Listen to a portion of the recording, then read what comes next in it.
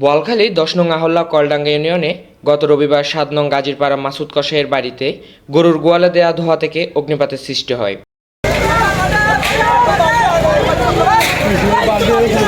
ঘটনাস্থলে গিয়ে জানা যায়, বাড়িতে কেউ না থাকলেও গোয়ালঘরে ৬টি ছাগল সহ ছাগলের বাচ্চা, কিছু মুরগি ছিল যা আগুনে পুড়ে মারা যায়। আর আপনার ছাগল ছিল 6টা। ছাগলগুলো আপনার প্রায় ১,২০,০০০ টাকার ছাগল ছিল। গরুটা কত টাকা সেটা অনুমানিক বলতে পারবো না আমি। ও আরও আমার এতে অনেক ক্যাশ টাকাও ছিল।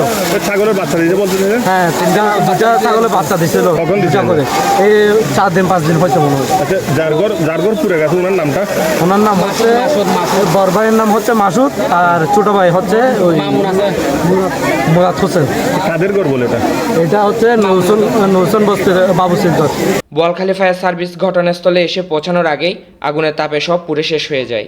এলাকাবাসী আগুন কিছুটা নিয়ন্ত্রণে আনলেও পরে বোয়ালখালী ফায়ার সার্ভিস এসে আগুন পুরোপুরি নিয়ন্ত্রণে আনেন।